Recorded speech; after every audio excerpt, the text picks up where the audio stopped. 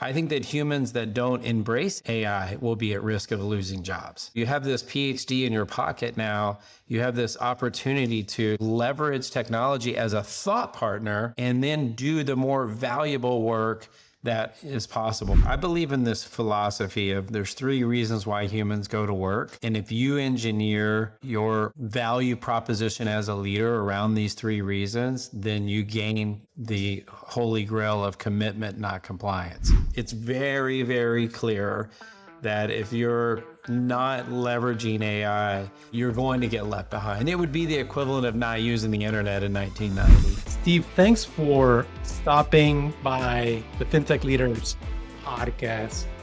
I think what most people want to hear is how AI is transforming your business. And you have a lot to talk about this. But before we go there, tell us about your background. I think you went from franchisee to leading a Fortune 500 business. Tell us a bit about your world. Yeah, well, thanks, Miguel. I'm super excited to be here and join you today and share the story about Crete and what we're doing. So I really appreciate and deeply grateful for you taking the time. Yeah, super excited about joining this industry. My background is one that if I were to summarize it, I would say that my journey is really about scaling and transforming and leading organizations through different stages of growth. I think there's kind of 3 distinct chapters that I've had, which I think are pretty applicable to what we're dealing with today. The first chapter would be my entrepreneurial chapter, and that's where I started with $1,300 in one store. I was 24 years old, and I started as a franchisee of Mattress Firm and ended up building a $60 million business. And that was very informative because, one, you really understand the value of people. I did all the accounting, I did the real estate, I did the advertising. You kind of run the whole business. And so you learn all of the kind of critical work and life competencies that will help you kind of scale a company. And I would say that during that chapter, I doubled down on the value of learning and development and invested heavily in my people. And that led to the next chapter, which was I ended up becoming the CEO of Mattress Firm Corporate. And I sold my franchise to corporate when a private equity firm came in. And so I got my first taste of being on the receiving end of this phenomenon that I'm sure we'll talk about today, which is a little bit about what's happening with private equity. And I got to tell you, we went from 200 stores to over almost 3,000. And I took the company public. It was a great ride. We went to 10,000 employees, 3.8 billion in sales. And I learned just an incredible amount about the importance of scale and culture and how that translated over time and how integration of technology and implementation of things can really work or not work. Got a lot of gray hair from that, but it was a really great experience, which then led me to my third chapter, which was after 25 years of leading retail organization from 1 employee to 10,000 plus, I ended up exiting and becoming an executive chairman for a private equity firm that was basically doing roll-ups in the consumer space is where I focused. And I worked on a couple of platforms that are very similar to what we're doing today in the HVAC space and the roofing space and the veterinarian clinic space. And that's where I met Jake and Frank, who are the founders of Crete. And so really have a broad background here to help us navigate the structure and the strategy and the scale needed to build this dream that we have. We've talked in the past, and you mentioned a core principle for you is people, process, and technology. Correct. Can you double down on that? Can you share kind of why have you developed, how did you arrive to this process, to this order? How did that apply to your retail background with 10,000 employees? And how does that apply to today? Yeah, Miguel, great question. So it's interesting. I've been through moving from Excel inventory level, Excel-based inventory systems to all the way signing a deal with Steve Ballmer with Microsoft Dynamics on an enterprise system with a public company and thousands of stores. And it's interesting in every single case where we've done some sort of big technology integration, what happens is it starts off with excitement that we're going to get this new system and it's going to work great. But then very quickly you end up in the valley of despair, which is what happens is it's a lot of work just transforming, and people get frustrated. It's mainly because people have ingrained norms in the way that we do things. And when you change management is really the art of it. And so, for example, when I was CEO at Mattress Firm, we'd already taken the company public and we launched an enterprise system, signed a deal with Microsoft Dynamics, and spent like $12 million on it, started launching it in the first test markets. And what happened was my people were very frustrated. There was a lot of conversation and chatter around how we made a big mistake. And so I sent a team out there, and we all went out there and got involved, and very quickly realized, surprise, surprise, it wasn't the technology, it was the training. And in other cases, I've learned that bad data plus other good data doesn't equal great data. So to your point, I've just kind of developed a formula of people, process, and technology, that the technology is an enabler and it's always great. But if the people don't understand how to use it, they're not going to use it. And if the data is not clean and mapping very clean and clearly, then it's not going to be productive and give us the quality of the result that we want. So what I'm applying here at Crete is we're on the precipice of the greatest transformation of technology in probably the history of the world, with AI entering the space.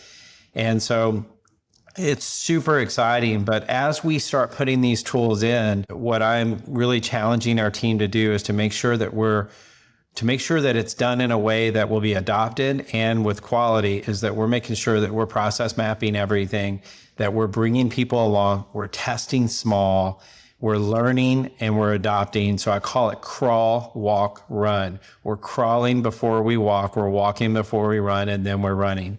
And that's really the approach that we're taking. And over my career, that approach has been super successful. A lot of people are excited about AI, but also a lot of people are afraid, especially as it relates to the labor market and the consequences that AI might have, this new LLM wave, of course. But you're saying that technology, including AI, is just an enabler, right? I call it an amplifier and not so much a replacer. How is it different this time? If not, why? And if it is also, I'd love to hear your point of view. Look, I think if you go back over time, when the printing press came out, there was concerns about how that would change the world and the production line and the internet, and now AI with the newest technology here. AI doesn't invent anything.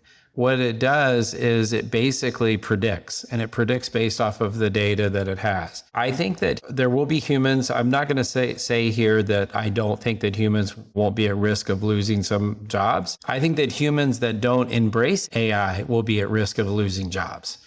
And so I think that you have this PhD in your pocket now. You have this opportunity to kind of leverage technology as a thought partner and then do the more valuable work that is possible. So if you take like tax returns, over the past 3 years, I've had a pretty complicated tax return. It's roughly 500 pages. And I have a top 10 firm tax preparer that is a partner that works on my account. I won't mention the name or the firm. But as a client, what happens every year is I get a list of things to do, to turn in, and I get a bill. And I pay that bill, and it's expensive. What hasn't happened is any tax planning. And this is a partner in a top 10 firm. And so I do sense the pressure coming up on April 14th of getting everything turned in so that we can make the assessments. But what I do think is possible is that so much of that work, whether it be on the business side or the personal side, can be automated, because just transferring numbers is not necessarily value add. And if AI can be a tool that allows people to shift the mundane work, because the flip side is they're also very stressed. They're going through a lot of stress it's very time-based, as we know in this industry, it's very timeline-based. And they're very stressed to get everything done and then to get it done right. And there could be human error. And if you can leverage AI to take all of this data, normalize it, validate it, and tick and tie it up against the current laws and everything, and then allow the professionals to do what they do best, which is to start focusing on the insight and the exciting thing about where we could develop the partnership and grow the business. or grow or do tax planning on the individual level. I think that's really what is so exciting about AI. But if you look at it as something that's just going to take away what you do, I just feel like you're looking at it the wrong way. I think I think we all, as a society, have to look at how we can leverage it to create more value and do more valuable things. So let's bring it specifically to Crete, right? Yeah, sure. That is the segment that you are at least initially focusing on, and that's accounting firms, right? What have been the quickest wins that you've identified that you're starting to transform? Yeah, so if you zoom out, if you think about the framework, what we're trying to do is go in and look at actual technologies and systems that they're already using, and then go in and see if we can accelerate the mundane activities inside those activities versus just creating like an AI agent necessarily just to do all the work. So we're trying to make the existing tools more productive. And so one way, like take, for example, you could take the trial balance. So we could go into a business, and we've developed tools that can go into a business and take messy data in a trial balance and normalize that data, which becomes the foundation for doing the business tax returns and doing the adjustments. It becomes the foundation for doing audit testing, and then opens up the door for the advisory work. So if you think about it, if we map the messy data in such a way that we could probably save 30 to 50% of their time, and some of our early tests are showing exactly that 30 to 50% time savings on mapping that data and normalize it so that they're focusing on, okay, this is all accurate. This makes sense. And they're focusing on, the intuition and the quality of it. Then when we get into the audit testing, now you can pull that data in there very, very quickly, which audit testing is pretty straightforward. So to do the substantive testing that is required, that can be done in a very fast way, probably save 25 to 30% of time, so that the human can do the evaluations on what is not accurate or is different. And then when we go into the tax software, once we've got the audit testing done, we can, as you know, much of what's filled out on a tax return is very, very straightforward. So we can just pull that data in there, automate that, and then the tax professional can even, I think the next game changer is to work with AI to look for and spot, based off of tax law and based off of other business insights, and look for areas to advise the client, in a clever way as a thought partner. Of course, you would never do that without validating and verifying, because you don't want to rely on it 100%. I don't think it's there yet. But if it can save you time on all of that mundane work, I think it does a lot of things. It frees you up to do the work that's more important, and it opens up capacity, which is really what we're trying to do, is open up capacity so that we can grow. And so anyways, I think that's kind of the more detailed work that we're doing at Crete right now. And I'm to do all that, I'm super excited because we have partnered with Thrive Capital.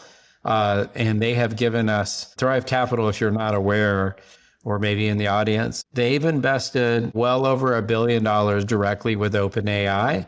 And so they're like one of the top leading investors in OpenAI. So we have kind of a direct relationship.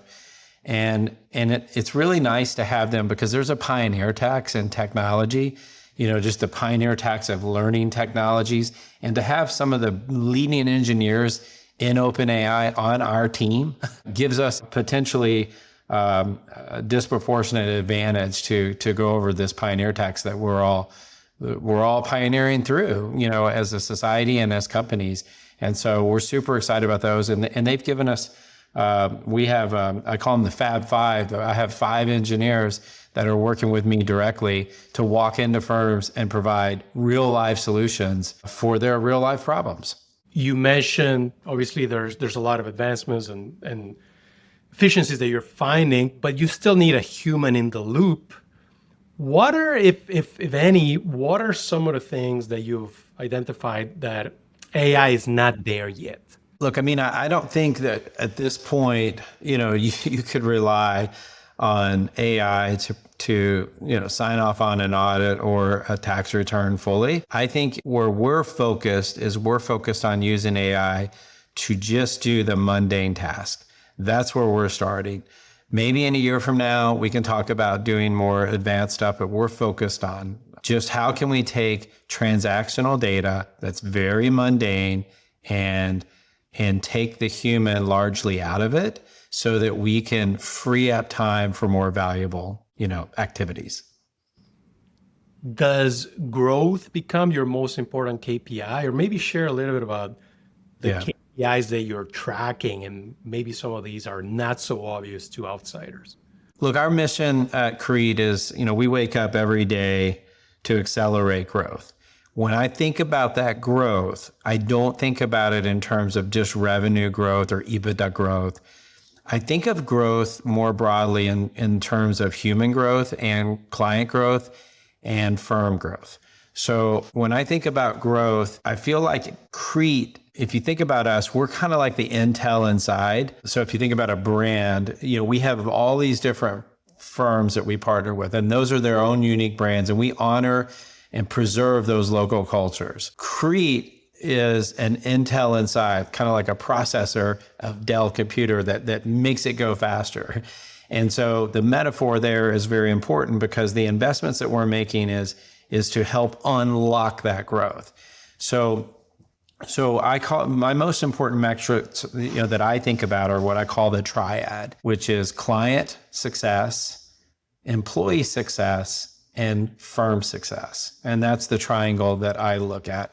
And I look at it as a triangle because if we're getting more clients and growing and deepening our relationship with them and our satisfaction with them, that's a good thing. If we're growing our individuals and developing them, that's a good thing. And the satisfaction is high, that's a good thing. And then if our financial metrics I look at the financial metrics as a lagging indicator, with the leading indicator being the client and the team. And if those two things are moving in a northeasterly direction, then I believe the financials will follow. And it always has. In my past, I invested $10 million a year in learning and development for our employees. 200 hours per employee in training. It's public knowledge that we did that on selling mattresses, which is the most boring thing you could ever do. And you certainly don't need $10 million worth of mattress training. So what we did is we spent training on learning and development. And what was the net effect? Well, we had a 30% higher store average than the average company that we bought. And so we had the same access to the same customers, the same access to the same market and the same manufacturers, but yet we had a 30% higher store average. So why is that? Well, I say it's because we invested in the people. And I think that what's going to happen here is in this industry is we have an opportunity to really invest in our people, and the technology and the combination is going to be what really helps unlock the growth, which is our mission. Speaking of customers, which is one of the three legs of that stool you just mentioned. Yeah.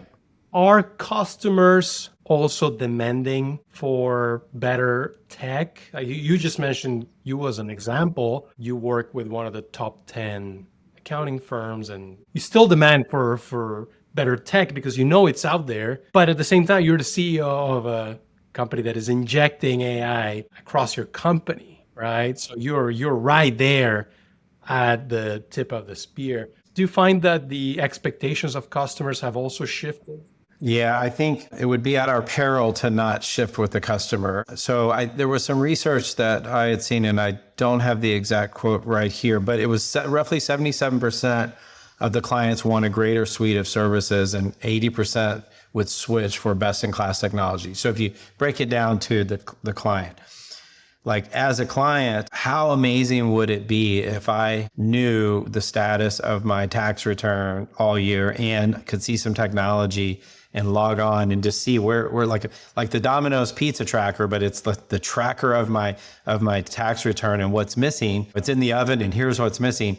But then on top of that, some dashboards for either business or personal where I could see kind of what's going on with my money and other things that are happening. We're working with the firm directly on client dashboards, and the clients are loving it. And so what does that do for you, Miguel? That gives you a stickier relationship with the client, because the client now values the information and the intel and then what you're doing from that. And if you just look across the continuum of everything, like I mentioned Domino's. Domino's is really winning the pizza war based on technology. Starbucks is winning the coffee war based on technology because of the mobile app. So that's in the consumer space. So consumers always want more information, more transparency. They want speed and they want accuracy. And so the more you can put that in front of them, that's going to be who wins. I don't think it's a zero-sum game. I think that, there's a lot of really great leaders in this space and thought leaders and millions and millions and millions of dollars being invested. But I think, for us and our firms, we really are going to go heavy and invest in technology that's going to help the client. Speaking of the second leg of that stool, and that's your people. Yes. Like technology comes and goes, but you have some core principles about managing a workforce, motivating your team. Have you found your principles, your beliefs to have kind of been pretty steady throughout your career, or have some of those things changed specifically about managing a workforce? Yeah, over my career, I believe in this philosophy of there's 3 reasons why humans go to work. And if you engineer your value proposition as a leader around these 3 reasons, then you gain the holy grail of commitment, not compliance. And there's a difference. Commitment is a choice people make, and compliance is what you pay for. And so you can't force commitment. Like, hey, Miguel, I need you to be more committed at work. I can force compliance. I need you to show up on time. But to force commitment, that's a choice people make. So how do you influence that choice? And so the 3 reasons are individual growth, cause, and then reward and recognition. So if you picture a Venn diagram, what we focus on is individual growth. And over my career, this hasn't changed. If you invest in people, it's innate in us. We all want to grow. People that have probably left companies to go work for someone else and make less money. And when you ask them why, they say, well, I wasn't growing. I wasn't being challenged. We as human beings want to grow. So if you put more challenge in front of people and more education, then what happens is they get more excited because then they get to apply that growth, and it's really amazing. So you can't put the acorn in the ground and say, grow, damn it. But what you can do is you can put the soil, the sunlight, and you can provide the environment for growth. And those who really want to grow are going to really grow. The second reason is cause, that it can't just be about EBITDA. EBITDA for the company doesn't matter as much to the common team member. So why are we doing this? And so improving lives of the people around us and improving the lives of our clients. And if we can continue to evidence the things that we're doing to improve our world, then I think what happens is people feel more connected to the cause and more connected to their company and more proud of their company. They'll wear the shirts with the logos. They'll go out into town and they'll talk about it. And so the more we can do in the communities and help, that'd be great. And then reward and recognition, we obviously need to pay competitively, but it's beyond compensation. It's also about recognizing what people are doing. So my view is those 3 are constant over time. What's probably changed is what the generations value in terms of percentages, what they value. But I will say, for example, cause has become a greater component than maybe 25 years ago when it was maybe just more comp, maybe more reward. Now that this newer generation really wants to believe that they work for a company that's making a big difference. But at the same time, my approach is we must do all 3. We must invest in all 3, and we must connect the dots with the team. And the output is lower turnover, less people leave, and then higher recruiting, better retention, higher recruiting, because people want to enroll and enlist and engage in this journey that we're taking, because this journey sounds exciting. And because I can grow, I'm changing the world, and I'm going to be paid, and people care. If you hit that sweet spot, you unlock it. It's amazing. So that's what we're trying to do.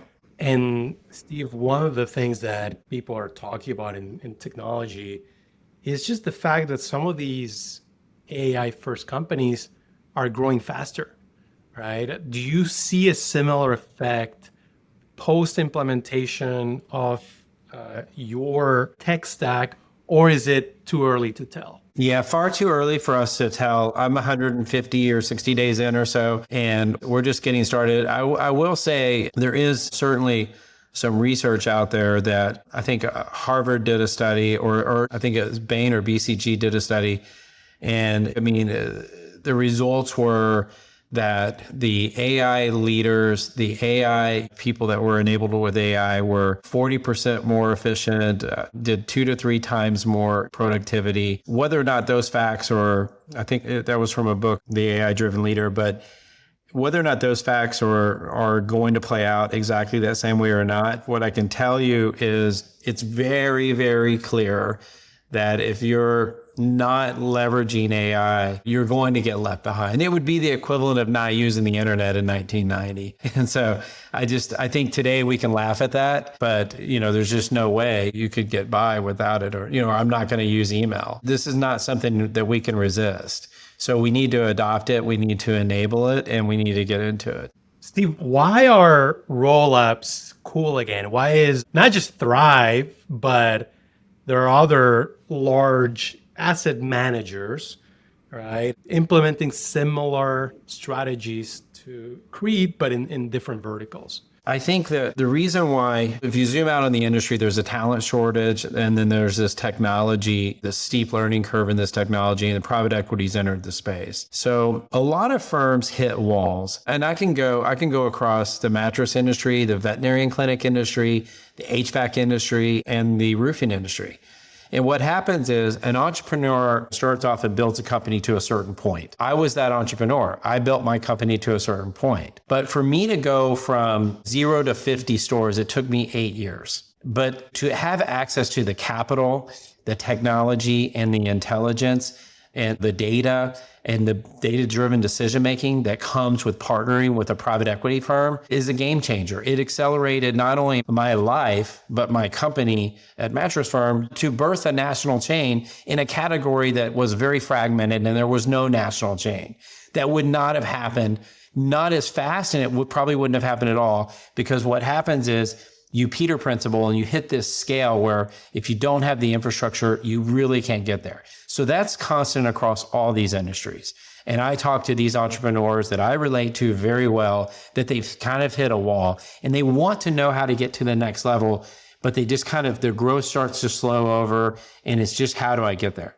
So the network effect is really important. So how do we come in and then we provide that network effect so that we can help them get over the pioneer tax of learning, like, we've already tested this technology and here we can give it to you. We have access to this data. We have, like, for example, going to India. I've talked to a lot of firms that do offshore, but India is an extremely nuanced country. I just flew over there and spent 10 days, or roughly 10 days. And we are putting boots on the ground leadership over there and investing heavy in partnerships, strategic partnerships over there, and technology.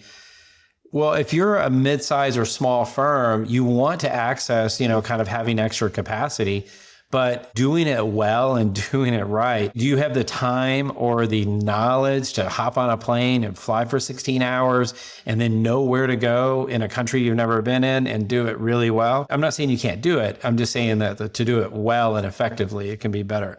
So what we provide, being the intel inside, is we provide access to all of those curated best practices, curated technologies, curated learning and development. We're launching a learning and development program that we're curating, which will help the next generation leaders. And so the value proposition for a small to mid-sized firm is, okay, I've hit a wall. So now for me to get over that wall, maybe it's time to partner with private equity. And then the choice that you should make is the best choice for you. And there's lots of options out there. And I'm not going to say that we're the best or whatever. I'm not going to talk about the other guys. What we do, which I think is unique, and it's the most unique thing that I've seen, and it's why I actually migrated from more traditional private equity to what I would call our partner equity, is we do something that's nuanced different, in the sense that when we partner with you, Miguel, your structure is in your firm. Your incentives are in your firm. So you get access to our platform, success, talent, tools, and technology, and even access to kind of our value creation, with a premium multiple like later in life. So you get some liquidity, that events that you could never get without being a part of the platform. But you get to keep your local culture. And then what's different is not only do you get to keep it, but you're not put inside the whole platform so that you don't have this kind of drifting mindset that, well, if you don't perform, then the other guys can perform. You basically, if you believe in your success, then we are going to invest in your success, and you get distributions on your own firm, just like you do today, and you get to realize the profit of your firm. So that's what's uniquely different, is that you're not kind of nominalized inside a broader program. And what I have found is we deliver playbooks, not rule books. And in a traditional model, they come in and they deliver kind of like, well, here's how it's going to be. And we deliver suggestions, playbooks that you can choose to, with conscious capitalism, you can choose to join. And the data, the onus is on me to provide the data to you, Miguel, to say like this plan works and I've tested it and I've proven it. And that's what I think is going to make, that's what's proven in this model. We've done this model in a couple other platforms, Jake and Frank have, and they've done it super successfully. And I've seen it both ways. And I just think it's probably the most freshly unique model. It's not for everyone. But if you care about your culture and your brand and the ethos of entrepreneurialism, then we're probably a good fit. Something I like about your model and this model in general is the fact that although this new AI LM technologies are amazing, at an enterprise scale, it's not usually plug and play, right? You need a team or a CTO behind it to kind of customize and bring it back to your specific use case, right? It sounds like that's very important to you. Yeah, not only is it important, but I've invested in an integration team that is bespokely for integration. So I have a full integration team. I call it my big plan. What do we do, Miguel? We buy firms, we integrate firms, and we grow firms. So the BD team does the buying, and then the baton is handed off to the integration team. So before we get involved in anything else, I have a dedicated integration team that can kind of be your Sherpa and help you through these integrations in a very methodical and bespoke way, so that we're focused on what your needs are, because these firms have very different cultures and very different needs, but more importantly, they're on very different maturity curves of technology and of leadership and all of what needs to be integrated. So we're chasing a target operating model. And the goal is to come in and say, hey, Miguel, you are here, but if you would look at these tools, maybe you could get to there, and then you do that. And in the growth phase, we have support for you to grow your firms with cross-selling, with technology, and other integrative tools. So, but we're making a huge investment in specifically integration. Phenomenal. Steve, one last question. I don't know if you're a big reader, but if you are there any books or a book that you find yourself recommending often? Yes, I am a big reader. I actually have a specific suggested reading list in my computer at all times to give. I would say there's a couple of books that I really love. The first one is Extreme Ownership by Leif Babin and Jocko Willink. And I think that it's a very good foundational book. And then if you couple that with the founder's mentality, those two books really nail down just the basics of leadership, which I think are very important.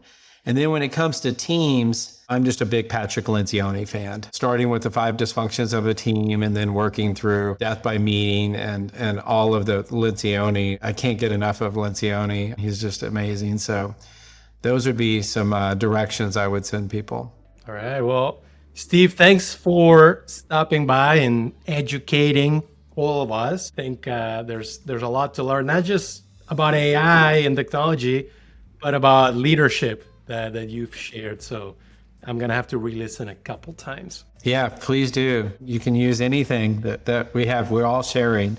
So, and I think that's what is beautiful about private equity entering the space is there's going to be a lot of really good lessons that's going to make all of the whole industry better. And so I think that everyone's going to really get better and learn a lot more from each other. And I think it's going to be an exciting chapter for the industry. I've seen that happen in other industries. So it's going to be exciting. All right. Thank you, Steve. Thank you, Miguel. Let's stay in touch. The Fintech Leaders podcast is for informational purposes only and should not be considered financial or investment advice.